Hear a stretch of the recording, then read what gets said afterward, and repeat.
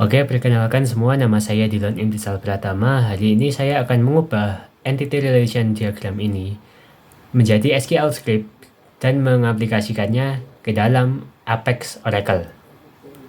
Oke, untuk awalan kita akan menganalisis ER diagramnya dulu. Yang pertama kita punya entitas employee. Nah, employee ini akan punya primary key SSN, lalu dia juga punya relasi dengan employee lain, yaitu supervisor. Di sini kita bisa melihat banyak employee bisa di supervise satu employee lain. Jadi satu supervisor itu bisa punya banyak bawahan seperti itu. Lalu juga ada atribut lain. Lalu kita punya entitas departemen. Dia punya dua relasi dengan employee. Yang pertama works for. Jadi di satu departemen itu ada banyak employee dan banyak employee itu bekerja di satu departemen. Lalu ada juga relasi manage atau mengatur. Jadi ini untuk manager,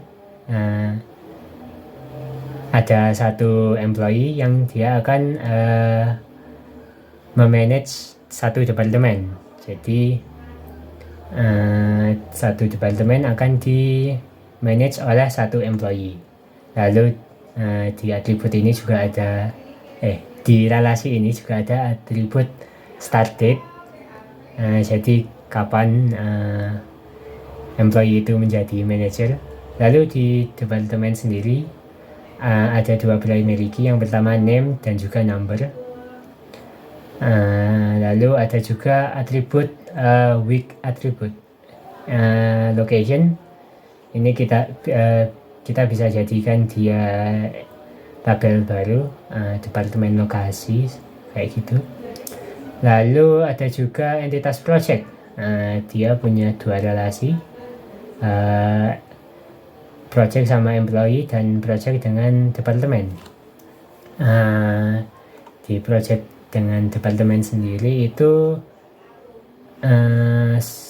satu departemen itu bisa mengontrol banyak project. Lalu ada juga employee ke project.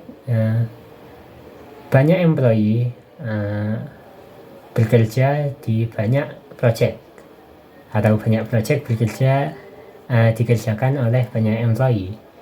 Lalu ada juga atribut hours, jadi seberapa lama si employee ini bekerja di project ini. Oke, lalu ada juga entitas dependent. Dependent ini itu dia merupakan kayak saudara atau anggota keluarga dari si employee. Jadi kalau misalnya si employee ini tidak ada, maka dependent ini juga tidak ada. Weak entity lah, ya, weak entity bisa disebut. Lalu saya rasa sudah cukup untuk analisisnya. Langsung kita pindah ke ngoding. Oke, sekarang saya sudah ada di homepage-nya Apex Oracle. Kalau mau ngoding, kita akan masuk ke SQL Workshop dan masuk ke SQL Script. Karena di sini saya sudah ngoding, di sini ada SPDDDL. Langsung kita buka. Oke, kurang lebih codingannya akan terlihat seperti ini. Ya, ada 135 line. Line 1 hingga 40 ini untuk begin. Kita akan istilahnya mendeploy si tabelnya. Total ada 6 tabel, dependent, works on, project, departemen location, employee, dan juga departemen itu sendiri. Lalu di line 43 sampai 90 kalau tidak salah, ya 95 itu kita bikin tabelnya dan masukin atribut-atributnya. Di departemen sendiri kita jadikan the number ini sebagai primary key, lalu the name jadi unique. Kita pastikan supaya tidak akan wajib diisi. Lalu di tabel employee SSN atau di bahasa Indonesia NIK kita jadikan primary key. Lalu first name, last name, dan juga SSN sama departemen number itu kita jadikan not null supaya harus terisi.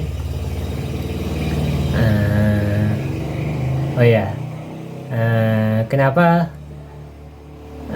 super SSN dan manager SSN ini tidak null, tidak menggunakan not null? Karena kalau misalnya si departemen ini baru dibikin dan belum ada employee yang dibikin, maka departemen ini tidak bisa dibikin karena si MGR SSN ini kita jadikan not null. Makanya supaya departemen ini bisa dibuat terlebih dahulu, MGR SSN ini kita perbolehkan supaya kosong. Lalu si super SSN boleh kosong. Kenapa? Karena kalau supervisornya sendiri gimana tuh? Masa si supervisor punya supervisor lagi? Terus si supervisornya supervisor, siapa yang supervise? Apakah Tuhan? Ya gitulah. Jadinya boleh tidak diisi. Lalu ada departemen location, departemen number ini ya departemen number. Lalu DNO ini ya departemen number juga. Lalu ada project. Project ini dia akan menerima foreign key departemen number sama seperti departemen lainnya. Lalu ada juga tabel workzone. Dia akan menerima ISN, yaitu employee SSN. Lalu juga ada project number supaya bisa disambungkan dengan project. Lalu ada hours tadi. Kenapa si hours ini ada underscore di sini? Karena kalau misalnya kalau misalnya saya tidak memberikan underscore, nanti akan merah seperti ini. Merah bukan maksudnya error, tapi sudah kata hours ini sudah ada artinya sendiri di SQL ini. Jadi supaya tidak membingungkan, saya kasih underscore biar jelas ini atribut bukan sintaks dari SQL ini.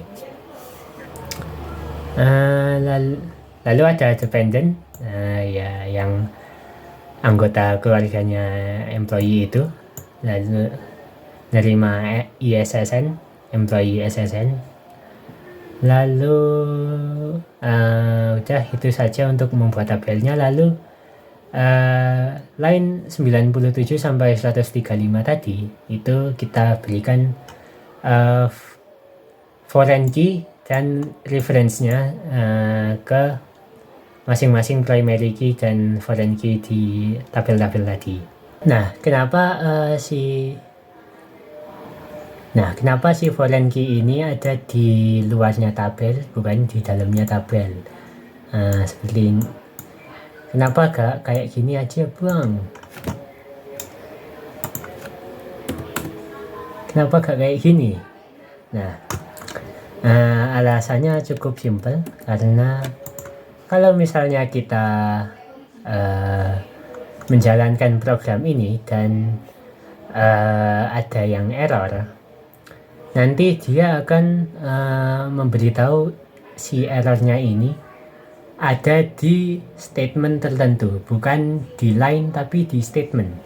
Jadi kalau misalnya saya salahkan di sini, di tabel dependent kita bikin error, lalu si alter ini boleh lah kita kasih error juga. Nah, nanti dia akan error tetapi di statement, secara statement sebutannya di situ. Ada error di statement 12 di create table dependent. Lalu ada juga alter tabel employee. Nah, kalau misalnya ada dua error di tabel dependent, maka yang disebutkan adalah yang paling awal. Di sini ada error at line 7. Apalah ini 7, sekian apalah. Error at line 6, apalah ini tidak jelas. Oleh karena itu saya pisahkan setiap foreign key-nya dengan si kita pisahkan foreign key-nya di luar tabel supaya errornya itu jelas di mana. Kalau misalnya yang error si foreign key, maka yang akan disalahkan adalah si alter table ini. Kalau misalkan ada kesalahan di atributnya, maka yang salah akan create table gitu. Kita mulai dari MGR SSN. Dia sebenarnya SSN dari employee. Kalau misalnya si employee ini dihapus, maka SSN manager ini akan dibikin kosong gitu. Nah, kenapa gak pakai on update cascade? Nah, kenapa saya tidak menggunakan on update cascade ini? Karena si Apex Oracle ini tidak mendukung on update cascade. Kita bisa lihat di sini. Si Oracle itu hanya mendukung insert, update no action, lalu delete no action, delete cascade, dan delete set null. Nah, yang saya gunakan adalah delete cascade dan delete set null. Kita tidak bisa menggunakan update cascade, sayang sekali. Tapi tidak apa, kita gunakan saja on delete set null ini. Lalu si employee sendiri, supervisor, juga akan hilang kalau supervisornya ini dihapus. Jadi bawahannya akan kehilangan supervisor, tapi tidak akan kehilangan data si employee bawahan ini. Begitu. Lalu juga ada department number di tabel employee. Jadi kalau misal kita pasangkan on delete cascade, jadi kalau misalnya si departemen ini dihapus, maka employee yang di dalam departemen ini juga akan hilang gitu. Makanya kita berikan cascade, bukan set null tapi cascade.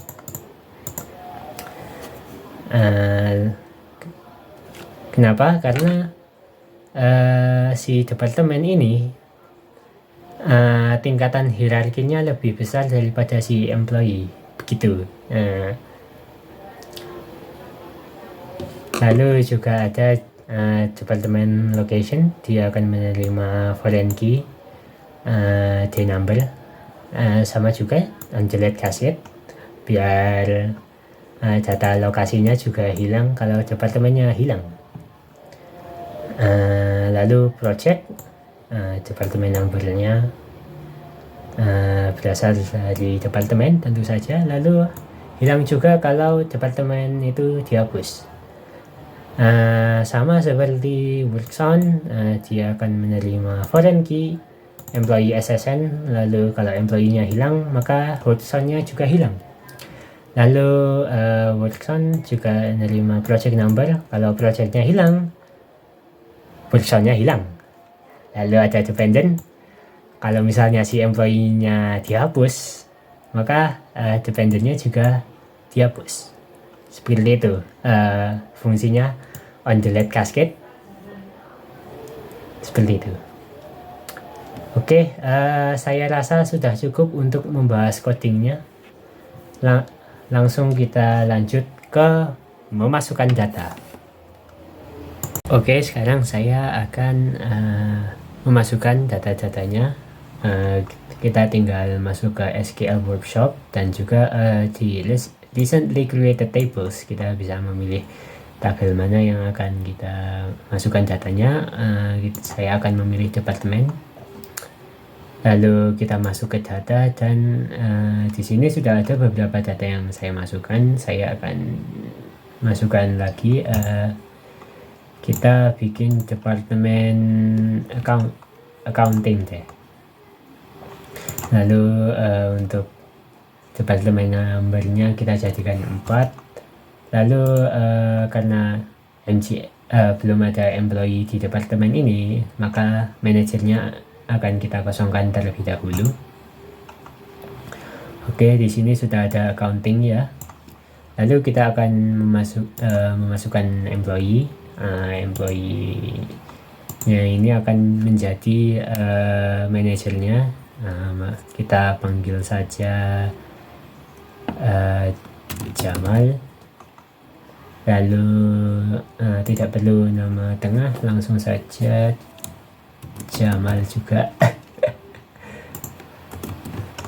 Lalu SSN-nya kita buat 258 deh. Ulang tahunnya 2012 21 deh. Asal banget deh. Alamatnya jalan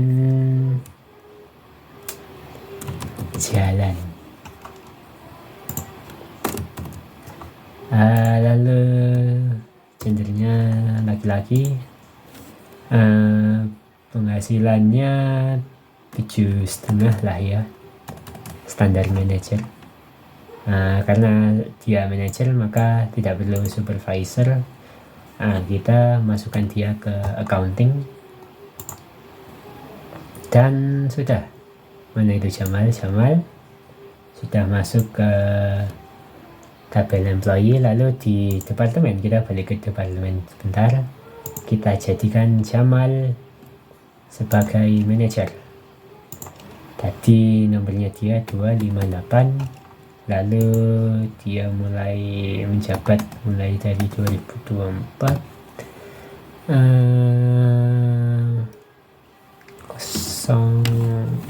10 22 deh. Oke, Jamal sudah menjadi manajer. Lalu kita akan ke departemen location. Kita berikan alamat untuk departemen accounting ini. Tadi departemen numbernya 4, lalu lokasinya kita kasih di jalan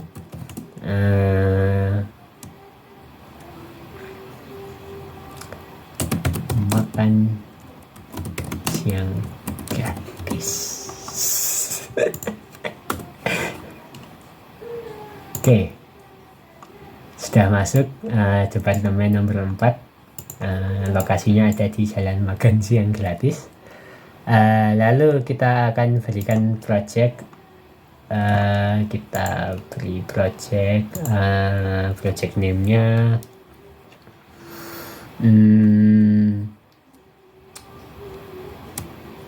produk apa ya, terbaik, apalah, terserah namanya. Numbernya kita bikin 303 deh. Lokasinya ada di, kita bikin di kota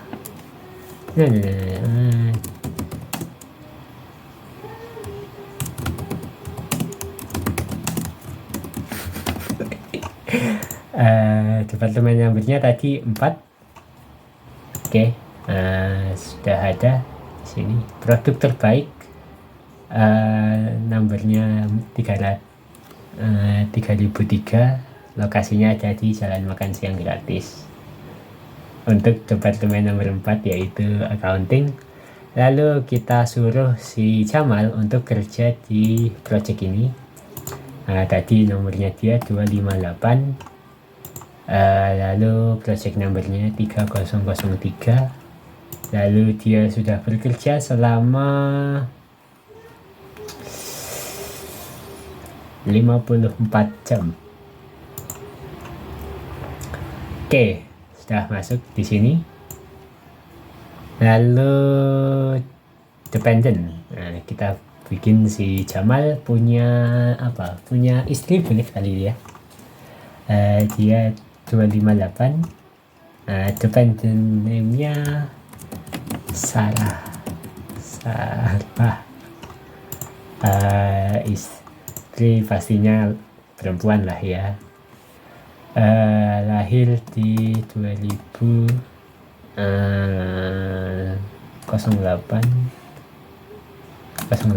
boleh lah. Relationship-nya wife. Oke, sudah ada di sini Sarah sebagai istri Jamal. Kurang apa lagi ya? Oke, si Jamal kita kasih bawahan boleh lah ya. Namanya adalah Jamal, berarti John. Kita kasih J sebagai nama tengah, lalu last name-nya John J. Johansson. Apalah nama ini. Tadi kan si Jamal 258. Oke, kita jadiin dia 257 deh. Lahirnya 2001 01 tanggal 12 deh. Alamatnya di Jalan Makan Malam Gratis. Apa seksnya laki-laki, 6 juta boleh lah ya. Lalu super SSN ini kita akan masukin SSN-nya si Jamal 258 dan pastinya departemennya sama dong ya. Oke, mana itu? John J. Johansson sudah menjadi bawahannya si Jamal.